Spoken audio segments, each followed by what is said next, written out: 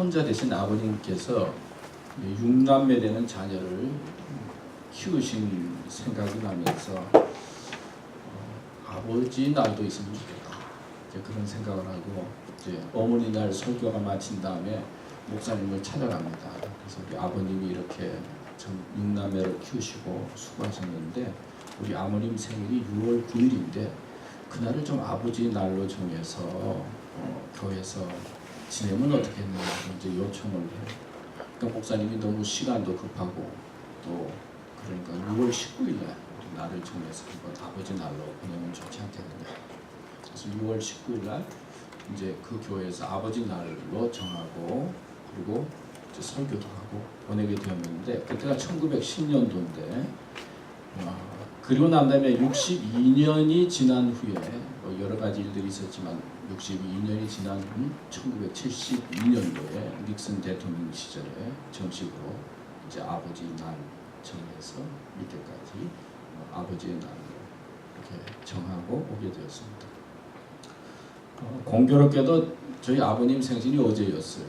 그래서 어제 가족이 모여서 함께 이제 점심을 나누고 또 생일 축하도 드리고 즐거운 시간을 가졌습니다. 그래서 아버님 어머님이 참 건강해서 참 감사하고 또 중요한 거는 또 믿음의 유산을 물려주셔서 저희들이 또 믿음으로 이렇게 아버님을 어머니 그 믿음을 받아서 또 믿음의 삶을 살도록 이끌어주신 것도 감사하고 또 내가 앞으로 어떻게 될 것인가 나이가 들면 어떤 모습을 가질까 그런 생각을 할 때마다 부모님을 보면서 열심히 사시고 또 열심히 노력하시는 모습을 보면서 나도 이제 나이가 들어가면 들어갈수록 더 열심히 사는 어떤 삶의 모습을 가지지 않겠는가 이제 그런 생각을 하면서 어제 즐겁고 감사한 시간을 가졌습니다. 90세가 다 되셨는데 이렇게 건강하게 지내셔서 너무나 감사합니다. 박수 한번 칠까요?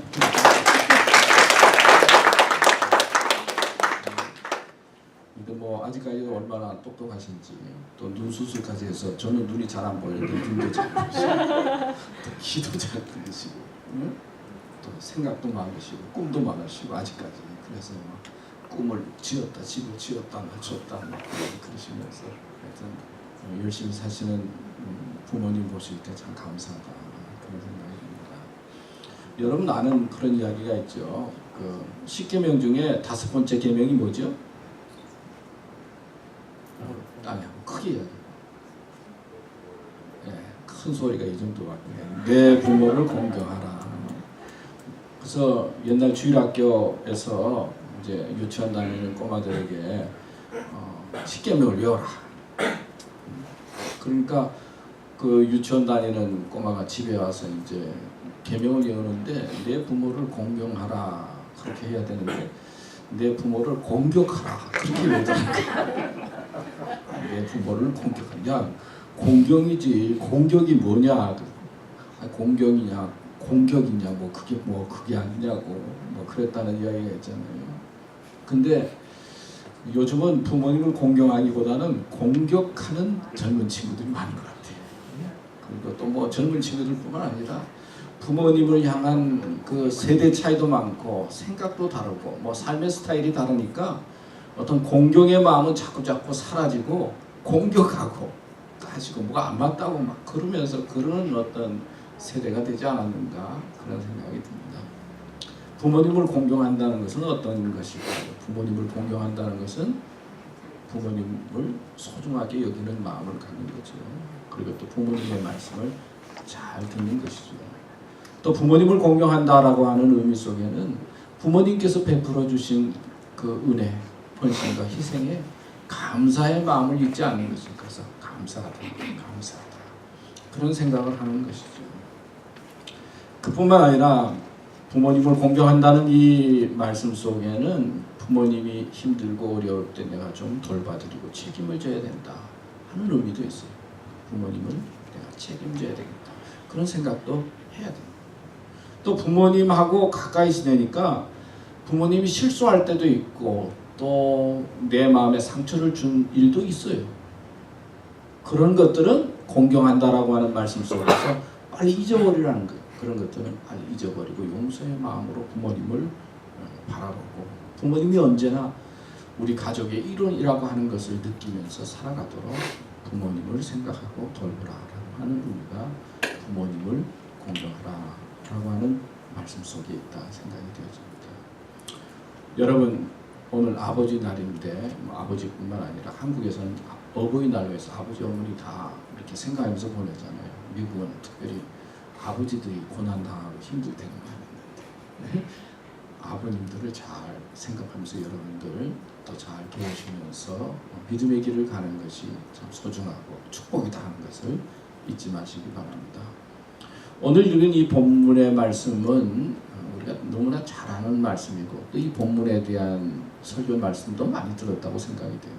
그러니까 이제 둘째 아들이 아버지에게 재산을 달라고, 그래서 재산 가지고 나가서 허랑방탕하고 쓰다가 또 흉년까지 들고 감옥이 드니까 더 힘들어졌다가 돼지 치는 자가 되고 돼지가 먹는 지엄 열매까지 먹을 지경에, 그래도 주는 사람이 없어서 힘들다가 아버지를 생각하죠.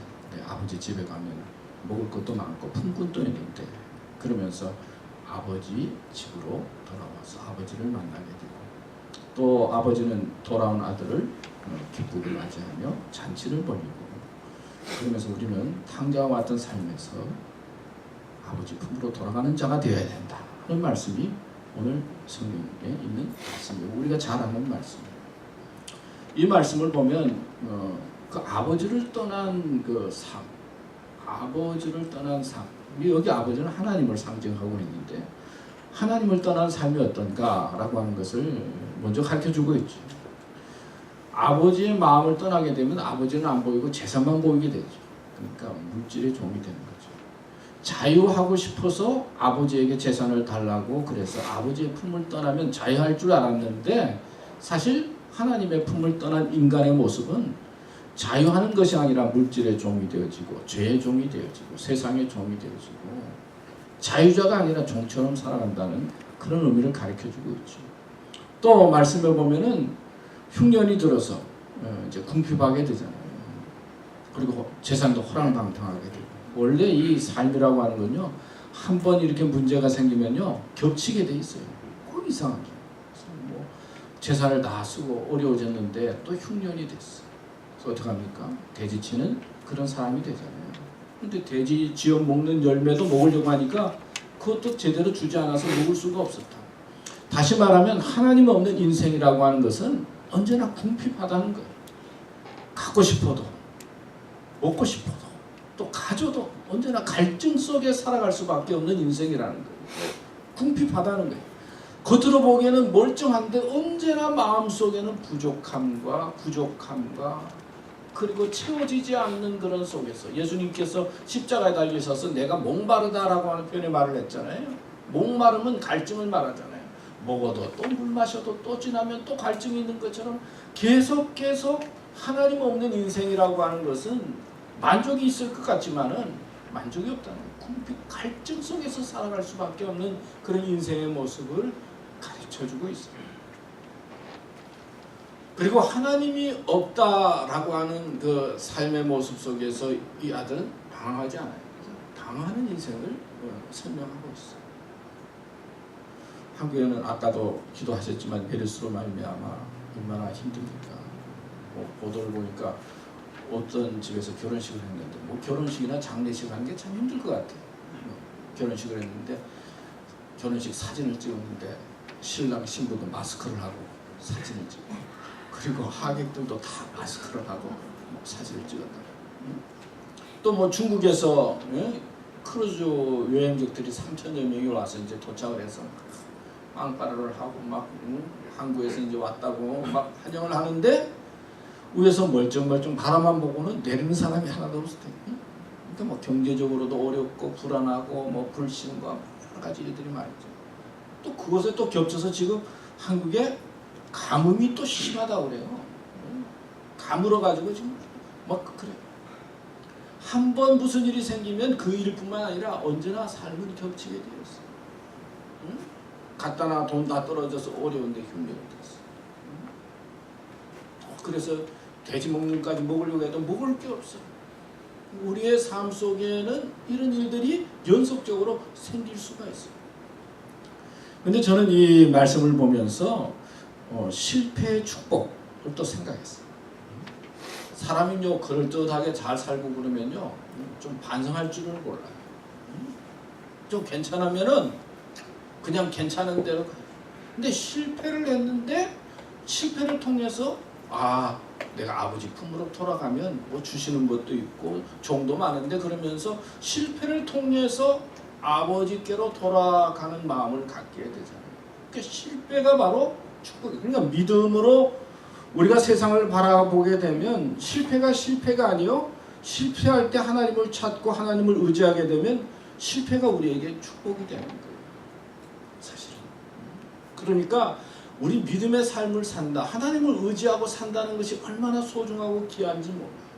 세상은 실패하면 실패가 연속이 되어지고 그 연속이 계속 이어지게 되고 인생을 망치게 되고 방황하게 되고 그런데 우리 믿음의 사람은 실패할 때 하나님을 찾고 하나님을 의지하게 되면 실패가 도리어 축복이 된다는 것이죠. 여러분 죄를 지어서가 문제가 아니라 죄를 지은 다음에 회개하지 않아서 문제가 되는 거잖아요. 회개하는 자에게 하나님께서 천국을 주시고 우리에게 필요한 것을 허락해 주시는데 죄 지었다고 그냥 그 속에서 계속 머물러 있으면 안 되는데 죄 지은 것을 우리가 믿음으로 교회 나와서 예배드리고 말씀을 듣는 가운데 하나님 나 잘못했어요. 그리고 하나님 앞에 회개하면 하나님께서 우리에게 기회를 주시고 축복해 주신다는 거예요. 그러니까 여러분들이 어려운 일이 있을 때 실패 상황이다라고 생각이 되어질 때 이것을 그냥 실패로만 바라보지 말고 축복의 기회로 바라보고 하나님을 찾고 의지하면 그러니까 우리 믿음의 사람은 언제나 소망이 있는 거예요. 자, 이런 실패 중에 있던 이 아들이 이제 아버지에게 돌아오는 거예요. 근데 이 실패 중에 있는 아들의 모습을 통해서 하나님을 떠난 아버지를 떠난 인간의 삶이 어떤가 하는 것을 가르쳐주고 있어요. 결국은 하나님을 떠나면은 자유한 것 같지만 자유가 없다는 거예요.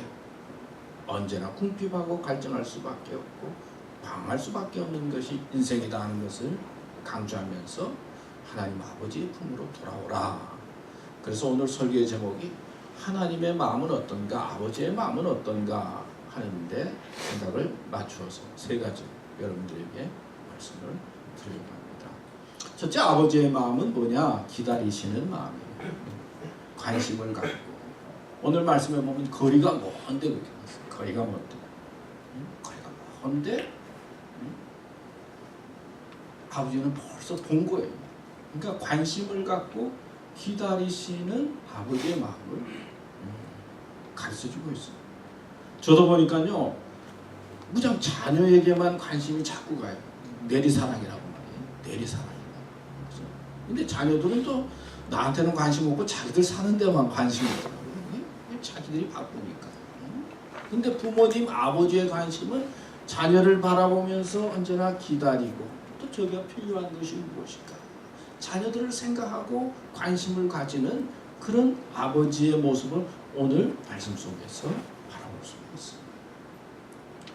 근데 성서는 우리 인간들이 이제 죄로 말미암아 하나님의 품을 떠나서 타락했잖아요. 성서의 말씀은. 그래서 자기밖에 모르는 거예요. 그래서 자기 뜻대로 살면 하나님을 떠나면 뭐 대단할 줄 알고 말이에요. 그렇게 사는데 하나님은 우리 죄 가운데 있는 인생들이 돌아오기를 기다리세요. 근데 성서에 더 말씀해 보면 기다리는 것으로 끝나는 것이 아니라 하나님께서 기다리시다가 어느 순간에 인간의 몸을 입고 이 세상에 오셨는데 그분이 예수 그리스도세요. 그리고 기다리는 것으로 끝나지 아니하시고 하나님은 아들 예수님을 보내셔서 십자가에 달려 죽게 하셨죠. 죽으셔서 죄로 말미암아 죽고 또 부활케 하셨어요. 우리에게 생명을 주셨어요. 기다리실 뿐만 아니라 찾아가셔서 우리에게 구원과 죄사함과 영생의 선물을 만들어 놓고 영광의 선물을 만들어 놓고 하나님께서는 기다리시는 거예요. 우리가 돌아오기만 해요. 그러니까 우리가 하나님 앞에 돌아오고 그리고 기다리시는 하나님의 뜻을 생각하면서 믿음에 서게 되는 것이 얼마나 큰 축복이고 은혜고 감사인지 몰라요.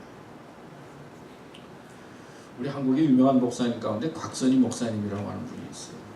소망교회도 하시고 이제 그랬는데 장로교 교인들은 대부분 다 곽선희 목사님.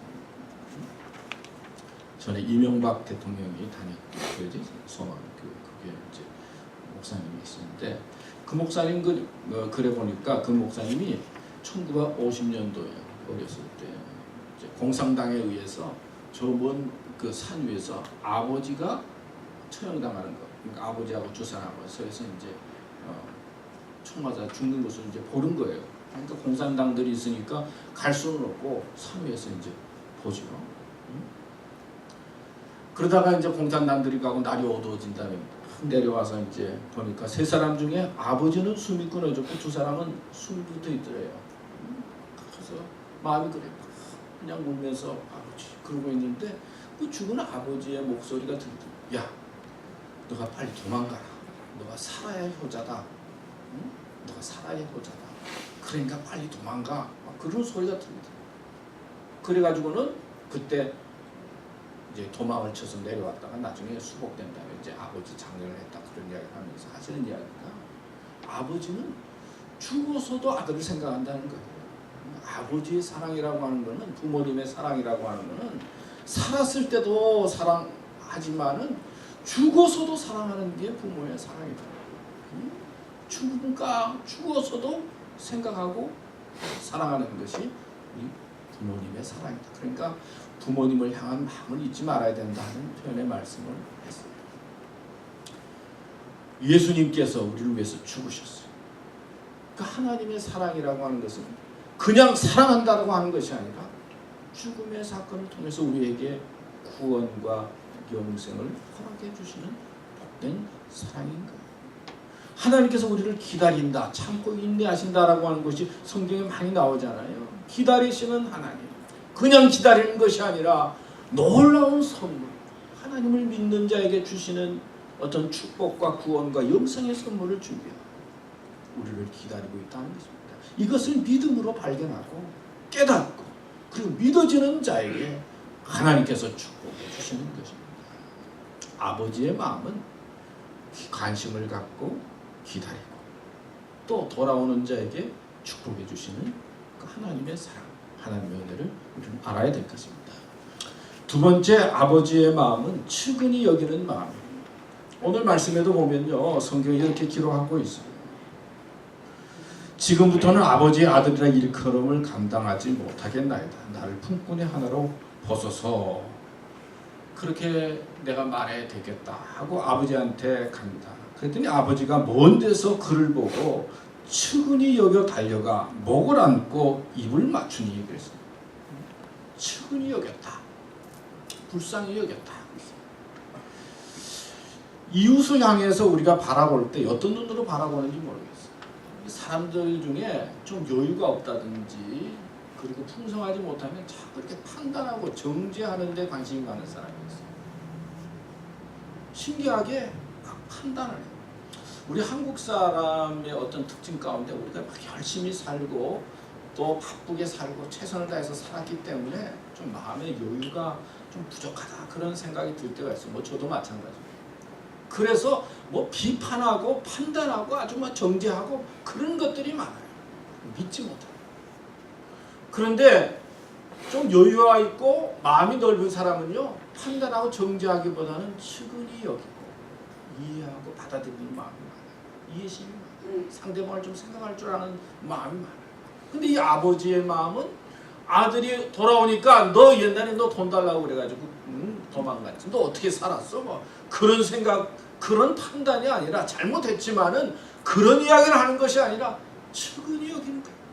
불쌍해. 그래 너가 그냥 얼마나 고생 많이 했어. 너 얼마나 힘들었어. 그 아버지의 그 불쌍히 여기는 마음을 생각합니다. 우리는 어떤 때 죄를 짓고 잘못하면 내가 하나님 앞에 가면 하나님 앞에 제대로 갈 수가 있을까 그런 생각할 때가 많이 있어요. 내가 이렇게 살아서 또 이런 모습을 가지고 있는데 하나님께서 나를 받아주실까 그런 생각할 때가 있어요. 힘들면 어려우면은. 그러나 하나님은 죄에 대한 생각보다는 먼저 우리를 바라보면서 측은히 여긴다는 거예요. 야, 얼마나 힘들어. 그게 예수님을 우리들에게 보내주신 십자가 사랑의 중심이에요. 정죄하고 판단하면 율법으로 끝나는데 정죄하고 판단하는 것이 아니라 야, 너 얼마나 힘들었니? 판단하기 전에 우리의 힘든 모습과 아픈 모습과 고독스러운 모습을 받아주시고 이해하시고 그리고 사랑하시는 하나님의 모습을 기록하고 있는 것이 성경의 모습이잖아요. 그러니까 우리가 어떤 상황 속에 있든지 어떤 처지에 있든지 그냥 하나님 앞에 가면 돼요. 그럼 하나님은 정죄하기 전에 나를 받아주시고 나와 함께 하시고 사랑해 주시는 분이시다 라고 하는 것이죠. 요즘 그 사회 분위기나 또 뭐 세상의 흐름을 보면 남편이나 아버지를 좀 소중히 여기는 것들이 좀 없어진 것 같아요. 그래서 뭐 무슨 덩어리 유머 같은 거 있잖아요. 덩어리. 남편, 아버지 보면서 집에 있으면은 무슨 덩어리? 근심 덩어리. 밖에 나가면 골치 덩어리.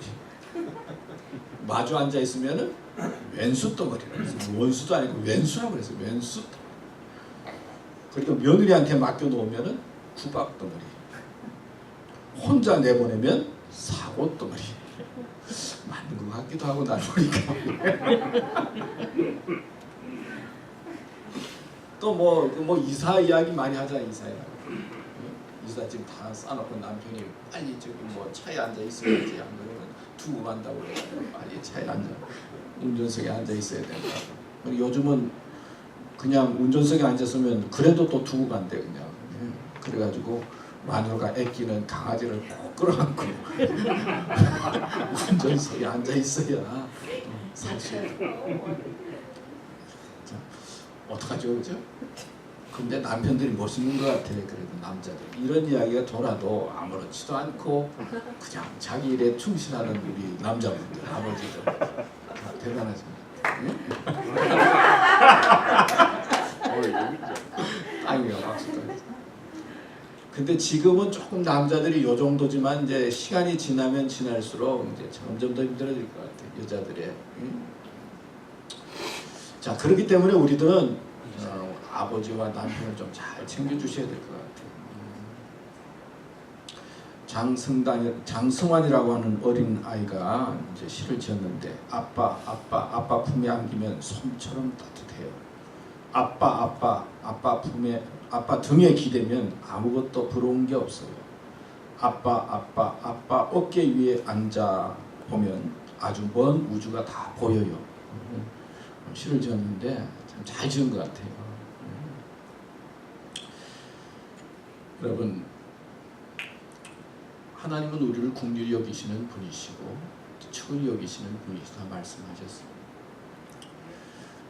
상대방의 삶을 이해하고 높여주고 귀하게 여기는 것이 사실 소중한 것이죠. 하나님께서는 우리를 향해서 정죄하고 판단할 수 있었지만 귀하게 여기시고 또 축복하시고 또 우리의 삶을 구원의 길로 인도하시는 것입니다. 저는 예수 믿으면 믿을수록 왠지 좋아요. 또 말씀을 보면 볼수록 더 좋아요.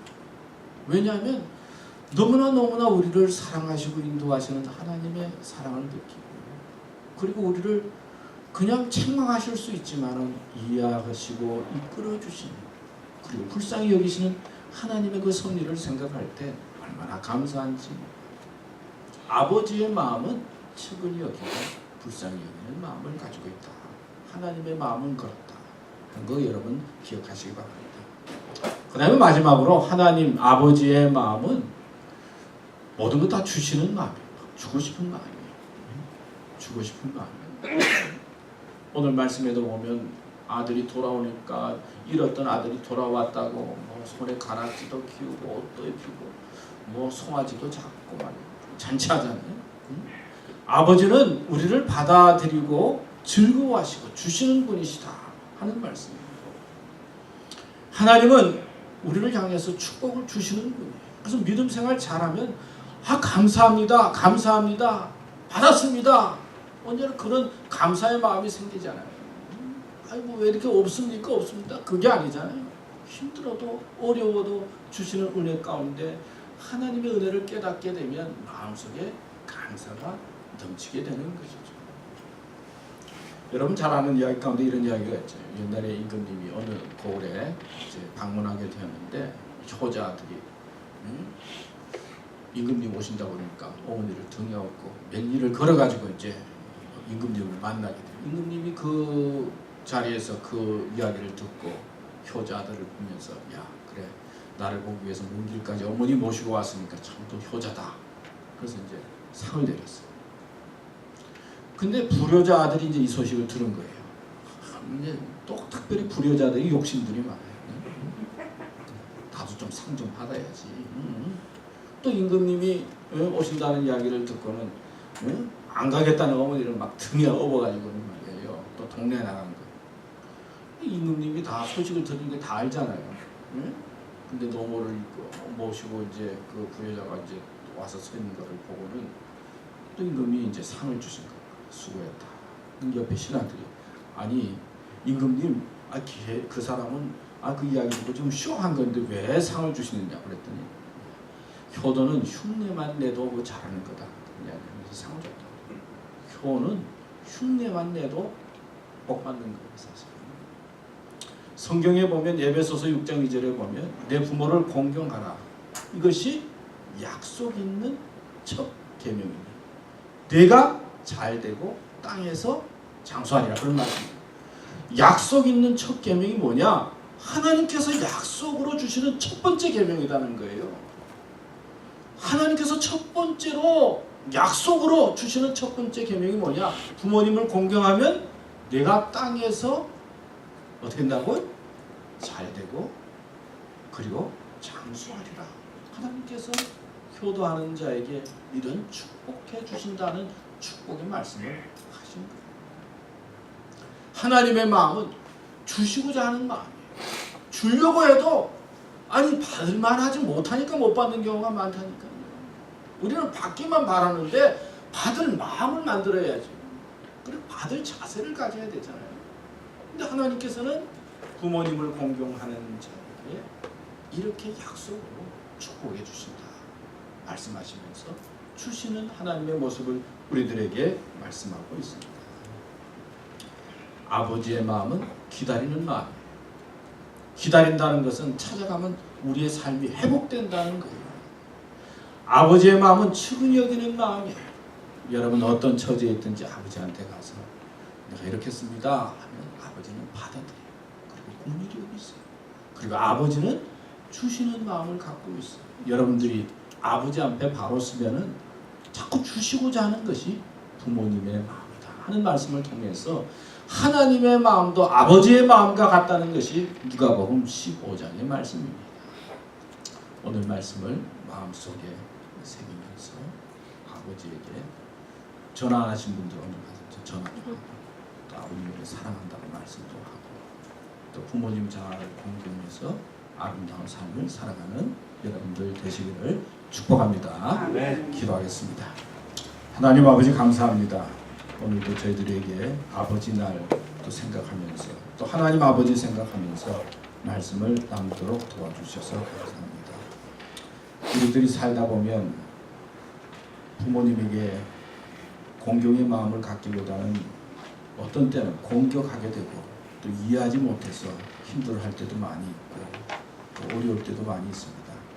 그러나 저희들이 믿음의 눈으로 또 그리고 전 세계를 바라보고 또 하나님의 뜻을 생각하면서 부모님을 공경하고 또 사랑하면서 믿음의 길을 가도록 축복해 주시고 또 그러므로 말미암아 하나님께서 주시는 놀라운 은혜와 축복의 삶을 살아가는 저희들 되도록 인도해 주시옵소서. 주님 감사합니다. 예수님의 이름으로 기도드렸습니다. 아멘.